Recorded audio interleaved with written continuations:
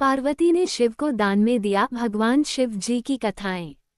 एक श्रेष्ठ पुत्र की प्राप्ति हेतु भगवान शिव से आज्ञा लेकर पार्वती ने 1 वर्ष तक चलने वाले पुण्यक व्रत का समापन किया। व्रत की समाप्ति पर पुरोहित सनत कुमार ने देवी पार्वती से कहा, सुव्रते, मुझे दक्षिण चाहिए। पार्वती ने मुमांगी दक्षिणा देने का वचन दिया। फिर क्या था, पुरोहित बने सनत कुमार ने अस्वाभाविक दक्षिणा की याचना की। देवी, इस व्रत में दक्षिणा स्वरूप मुझे अपने पति को दीजिए।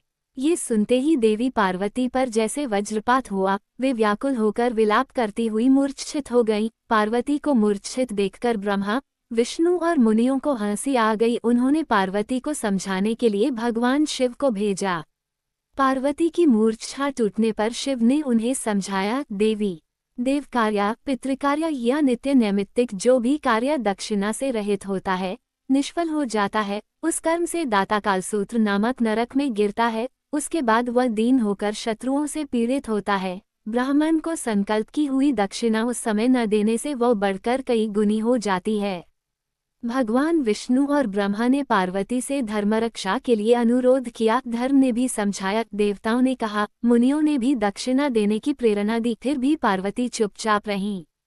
तब सनत कुमार ने कहा, शिवे, या तो आप मुझे दक्षिणा में अपने पति को प्रदान कीजिए या अपने दीर्घकालीन कठोर तप का फल भी त्याग दीजिए। इस महान कर्म की दक्षिणा न मिलने पर मैं इस दुर्लभ कठोर व्रत का फल ही नहीं, आपके समस्त कर्मों का फल भी प्राप्त कर लूंगा।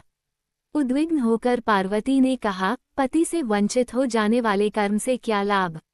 दक्षिणा देने तथा धर्म और पुत्र की प्राप्ति से मेरा क्या हित होगा? पृथ्वी देवी की उपेक्षा कर वृक्ष की पूजा करने से क्या प्राप्त हो सकेगा? साध्वी स्त्रियों के लिए पति 100 पुत्रों के समान होता है। ऐसी स्थिति में यदि व्रत में अपने पति की ही दक्षिणा दे दी जाए तो पुत्र से क्या लाभ? ये सत्य है कि पुत्र पति का ही अंश होता है, लेकिन उसका एकमात्र मूल तो पति ही होता है। मूल धन के नष्ट होने पर समस्त व्यापार ही विनष्ट हो जाता है। उसी समय आकाश में देवताओं और ऋषियों ने एक रत्न निर्मित रथ देखा जो पार्षदों से घिरा था। उस रथ से श्री नारायण उतरकर देवताओं के सम्मुख उपस्थित हुए। उन श्री नारायण को ब्रह्मा, विष्णु और शिव ने रत्न सिंहासन पर बैठाकर उन्हें प्रणाम किया और हाथ जोड़कर गदगद कंठ से स्तुति की। वहां का सारा वृतांत जानकर श्री नारायण ने कहा, शिवप्रिया पार्वती का ये व्रत लोक शिक्षा के लिए है, अपने लिए नहीं, क्योंकि ये तो स्वयं समस्त व्रतों एवं तपस्याओं का फल प्रदान करने वाली हैं। इनकी माया से ही चराचर जगत मोहित है। फिर उन्होंने पार्वती को संबोधित कर कहा, शिवे, इस समय तुम महादेव जो कि दक्षिणा में देकर अपना व्रत पूर्ण कर लो। फिर समुचित मूल्य देकर अपने जीवन धन को वापस ले लेना। गौओं की भांति भी विष्णु के शरीर में है, अतः तुम ब्राह्मण को गौमूल्य प्रदान कर अपने पति को लौटा लेना। ये कहकर वे अंतर्धान हो गए। तब पार्वती प्रसन्न मन से अपने प्राण सर्वस्व को दक्षिणा में देने के लिए तैयार हो गईं। उन्होंने हवन की पूर्णाहुति की और अपने जीवननाथ शिव को दक्षिणा रूप में दे दिया। इसके बाद उन्होंने पुरोहित सनत कुमार से निवेदन किया, विप्रवर, गौ का मूल्य मेरे पति के बराबर है। मैं आपको अत्यंत सुंदर 1,00,000 गौएं प्रदान करूंगी। इसके बदले में आप मेरे जीवन सर्वस्व को लौटा दें। प्राणनाथ के मिल जाने पर मैं पुनः ब्राह्मणों को विपुल दक्षिणाएं प्रदान करूंगी। तब सनत कुमार ने पार्वती से कहा, देवी, मैं ब्राह्मण हूँ, मैं 1,00,000 गौएं लेकर क्या करूँगा? इस दुर्लभ रत्न के सामने 1,00,000 गौओं की क्या तुलना?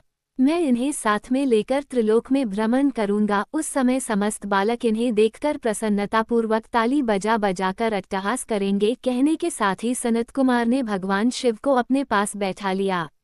ये सुनकर पार्वती जलहीन मछली की भांति छटपटाने लगी। उन्होंने मन ही मन सोचा, कैसा दुर्भाग्य है मेरा कि मुझे न तो अभीष्ट देव का ही दर्शन हुआ और न ही व्रत का फल प्राप्त हो सका। अधीर होकर वे अपने प्राण त्यागने के लिए प्रस्तुत हो गईं।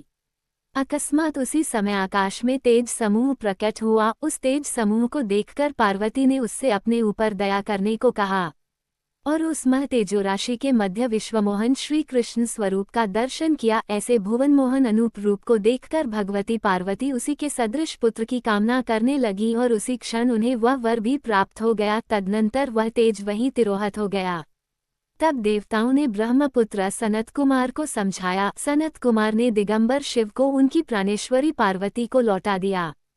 अगर आपको शिव जी कथा पसंद आई हो और अभी तक आपने हमारे YouTube चैनल को सब्सक्राइब नहीं किया है तो आपसे निवेदन है जल्दी से हमारे YouTube चैनल को सब्सक्राइब करें।